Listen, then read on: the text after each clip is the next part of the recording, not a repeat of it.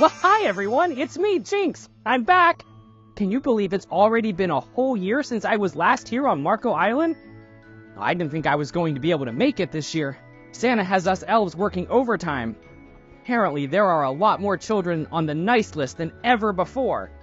And I bet you're one of them. Well, I couldn't wait to share this story with you. It's called Plum, How the Sugar Plum Fairy Got Her Wings. At Mary Fitzgerald Orphanage, Plum was often called the scrappiest, also the loneliest, but definitely the shortest. Plum is only as tall as my thumb, Val would tease, and the rest of the children would always laugh. Plum dreamed of a family to love, who would love her back. Wishing and waiting can sometimes feel lonely, but she wouldn't stay glum. A bit of parchment, a few pieces of string, some old fabric, and voila! I'll call you Dottie, Plum said, my best friend. Your only friend, snickered Val. The adventure that truly changed Plum's life began on Christmas Eve. The children were decorating the tree while waiting for the post office to bring presents donated by the town. But there was a terrible blizzard. Can anything be delivered in all this snow? Director Griddle worried.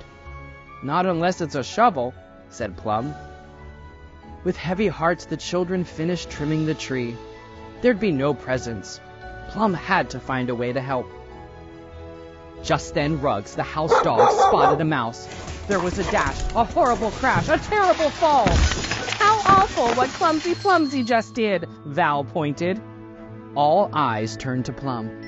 She knew it was wrong to tell a lie, but she also knew it was far worse to get a good dog in trouble, especially on Christmas. It's my fault, she said, and she bowed her head. I'm the one to send to bed. Truthfully, Plum was glad to have the time alone. How else could she think up a plan to save Christmas morning? The children needed presents, and Dottie had given Plum the perfect idea. She worked for hours and hours, and when she was finally finished, Plum put her gifts under all the kids' pillows, even Val's. When she returned to bed, Plum closed her eyes and whispered the wish she wished every year.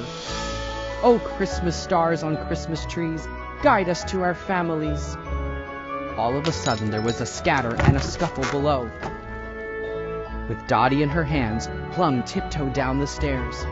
There was Mr. Drosselmeyer, a mysterious magician who, on occasion, came to the orphanage to do amazing tricks. He gave a quick wink before slipping away. He left a small something behind. Look, Dottie, she whispered. My very own present. But what could it be? Plum carefully examined the tiny package, a sweet scent filling her nose. The nuzzle cake inside was strange and sticky. Her stomach growling, Plum ate it up in one gulp. Suddenly the room started to twirl and swirl, and Plum couldn't help but giggle. The giggles turned into laughter, the laughter into hiccups, the hiccups into burps, and the burps grew into one big belch. And poof! Her ratty nightgown was transformed. A magic pontoon filled the room. Plum and Dottie climbed aboard. And whoosh! They crashed through the front door and into a world made entirely of candy. They raced through the fudget trees that had bark of glistening chocolate. They zipped past a row of pollylops and made a sharp turn past the twinkle tarts. Even my dreams aren't this exciting, she cheered. The ride bounced to a stop beside two fairies who looked very dour. The land of sweets is turning sour, Maritza explained. We can't even eat this gummy grass, said Buzz. And things taste worse the closer you get to the castle. Maybe we can fix it, said Plum. Afraid not, said Buzz. We're heading to the village to see if there are any sweets left. Then we better hurry, Plum said. Hop on. Maritza and Buzz just stared at her confused, not knowing what to do. See, the way it works is we go to the village. The village doesn't come to us, Plum said with a wink. They zipped through the land of sweets until they came face to face with a giant sugar dune. Let's get a move on, said Plum. They charged up, up, up the hill until Buzz and Maritza took a spill. "Help! Help! Help!" they cried. The only way Plum could save her new friends was to let her pontoon slide away. "Thank you, Plum," said Maritza. "I thought we were done for." "Now we'll never get to the village in time," Buzz added. But Plum wouldn't stay glum. "Follow me." When they finally arrived in the village, they saw that shop after shop was shuttered. "We're too late," said Buzz. "But," started Plum. It was no use. Her friends were already waving a sad goodbye. Plum tried to smile at passerby, but their expressions were cold and bitter. How could such a beautiful place turn so ugly? She saw a man sitting alone on a bench outside of Cricket's cookie shop. People walked past, ignoring him.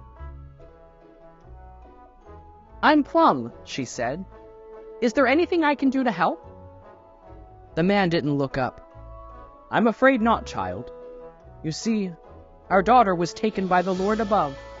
It's been many years, but I'm afraid life has lost its sweetness." Plum thought about all those Christmases at the orphanage, feeling so alone. All those years she wished for a family. And then she had an idea. Plum held Dottie for the last time. "Here," she said. "This is my best friend from the orphanage. She doesn't say much, but she has a lot of love to give." The man was surprised. "If you have no family, how come you're giving her to me? No one deserves to be lonely on Christmas." The man smiled. "Thank you, Plum.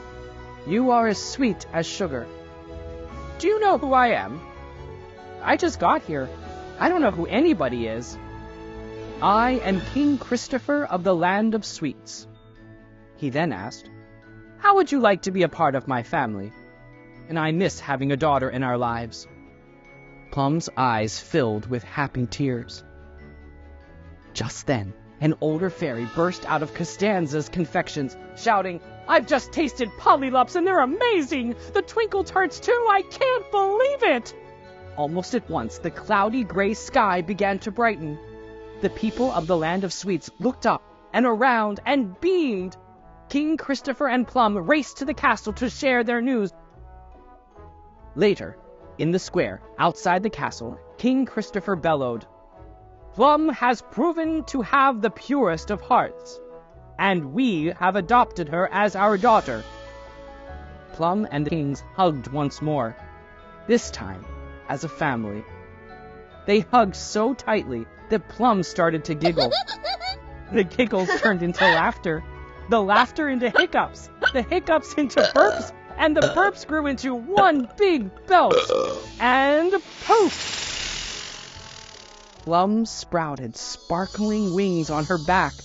They fluttered to life, lifting Plum straight up. The people cheered as she flew through the air in huge circles. Maritza pointed to Plum. "Look, she's a fairy just like us."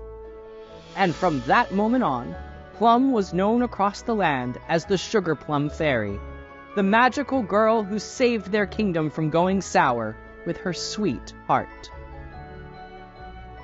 That night, after being tucked in, the Sugar Plum Fairy had one final blissful thought. She felt so much love that she vowed to make sure every child who still lived at the Mary Fitzgerald orphanage wouldn't stay glum. Even Val. The end. I always wondered how the Sugar Plum Fairy got her wings, and now we all know. Well, I better get back to the North Pole. Merry Christmas from everyone at Marco Island Center for the Arts, Art Center Theater, and me, Jinx the Elf. Till we meet again.